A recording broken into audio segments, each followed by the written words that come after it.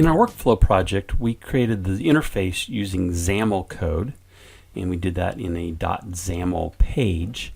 And then we did the interactivity in C# in the XAML.cs page. But you may have noticed that your textbook author, Charles Petzold, does a lot of his coding in C# rather than in XAML. So I want to take a quick look at how to write your code in C#. I still tend to prefer to do mine in XAML rather than C#, but there are some advantages in C# that we're going to see in the next project, where we have a bunch of stuff we want to have repeated. It's in some cases much easier to do that in C# than in XAML. So I've created a Xamarin.Forms project in Visual Studio 2017. I created it for Android, iOS, and Universal Windows. And I've already gone through and updated the NuGet packages and added the reference to our shared code to the 3 platforms. So we're kind of set to go. But another thing I did was I basically came into the XAML code and I removed the content other than the content page. Because I'm going to develop my interface using C# rather than XAML and show you how that's done. Now we could create a content page without any XAML code, but by default we have a XAML file, mainpage.xaml, and then the underlying XAML.cs code behind. But we could create another page that did not include any XAML. It was just a CS page that was an extension of the content page or another type of page, and do all of our interface there. One of the disadvantages of not using XAML is you don't have access to the previewer showing you what your page is going to look like in real time as you develop your XAML code. However, once you build your code in C# to develop the interface, when you build it, the previewer will show you a preview of that built interface. So it's not a total loss as far as the previewer, but you're not going to be able to see it as you're developing it. So let's jump over to the main page.xaml.cs code behind. I've already written my code just to save some time. I'm going to walk you through the code. You don't necessarily need to see me type it in.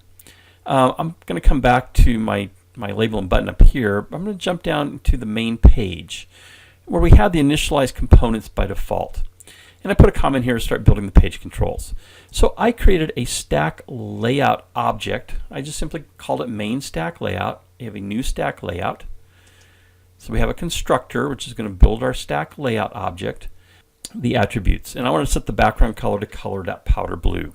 One of the advantages of writing my interface in C# is I have access to all those different colors that we don't necessarily have in the XAML code. Set the orientation to vertical. That's actually the default, so I didn't really need that line. But then I need to place this stack layout on the page. And so I simply said this.content equals main stack layout. Now I built my stack layout here locally within the main page. So I'm not going to use it anywhere else. However, it's going to contain a label and a button. And that label and a button is going to be referred to in multiple methods. So I needed to create the label and the button as class level objects. So we have LBL campus, a type label, it's a new label, and I have a button named BTN-SMCC. Then I can set those attributes here in the code. So I have LBL campus.text equals South Mountain Community College. I'm going to set the font size to 20. Again, a little bit nicer here. We can use some actual numbers for our font size rather than the large, the medium, the micro, and so forth that we have as font sizes in XAML. Of course, we can always override what we do in the XAML with the code.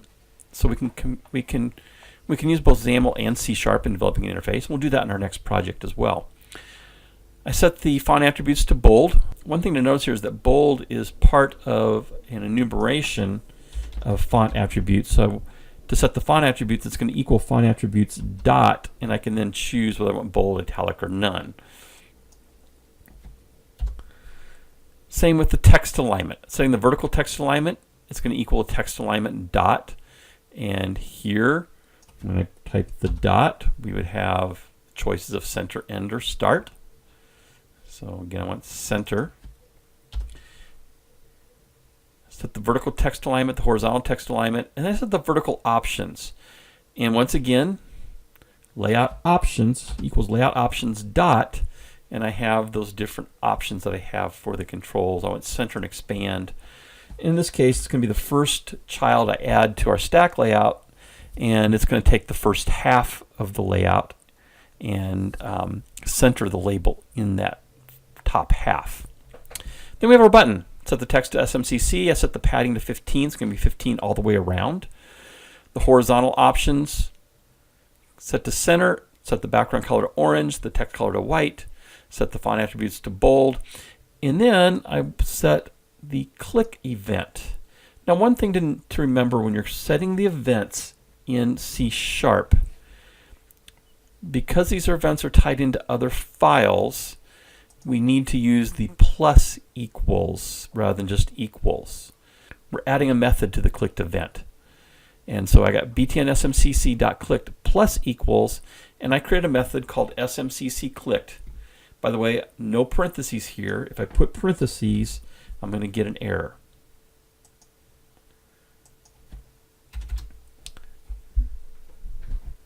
Then I'm going to set the vertical options to center and expand. So this is going to put it in the bottom half when we add this child in the center of the bottom half. Set the border color to black. I set the border width to 3. And then I need to add my label and my button to the stack layout children. So these are going to be inside the stack layout. So main stack layout dot children dot add, and I'm adding my LBL campus, and then main stack layout dot children dot add and adding the BTN SMCC button. That develops my interface. Now, if in another method I wanted to reference that main stack layout, then I need to move the reference to that stack layout to be a class level object and not locally in this main page. In the simple example, I was only using it in the main page constructor. And then my SMCC clicked method handling the clicked event is here. Public void SMCC_clicked. It's got parameters of sender, which is an object, and E, which is event args. And I simply did a if statement. I'm looking at the LBL campus.text value. And if it equals South Mountain Community College, I'm going to change it to Go Cougars. And I'm going to change the background and the text color of my button, just for fun, just to show you multiple things happening here. Change it to white and orange. If it's not South Mountain Community College, then we're going to set it South Mountain Community College and change those colors to orange and white. So they'll toggle on and off as far as they'll swap those two colors based on the text that's being shown in LBL Campus. Now I'm going to go ahead and build this. So it's finished building. I'm going to jump over to my main page.xaml, and there you see the preview of my label is centered in the top half of my form. The button is centered in the bottom half of my form, and it has a nice little black border around it. Now, this is not interactive in the previewer, so let's test it in our Android simulator. So I have the Galaxy simulator that I've created.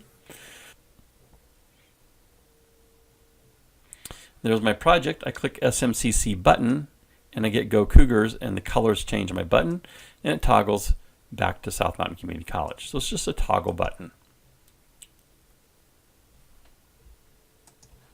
So just for fun, I'm going to test this in the iPhone simulator.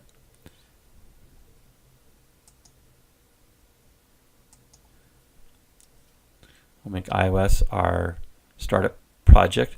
Now I did that here in this drop-down rather than right-clicking over in the Solution Explorer. Both ways work. I'm going to use the iPhone 8.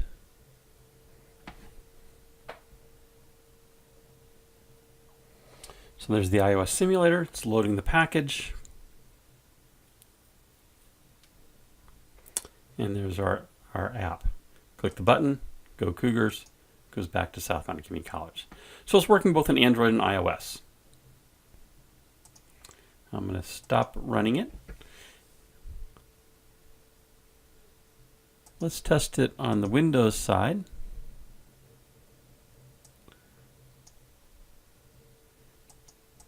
And I'm going to run this in this simulator.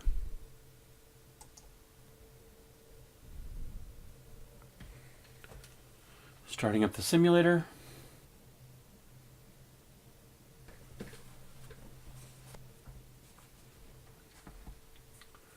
So here's our project running in the Universal Windows Simulator, and we can see here that this works as well. We'll look later on how to resize our objects according to whether it's a tablet or a phone. I have some tricks that you can use in modifying font sizes and things like that. Okay, so that is our developing the interface with code.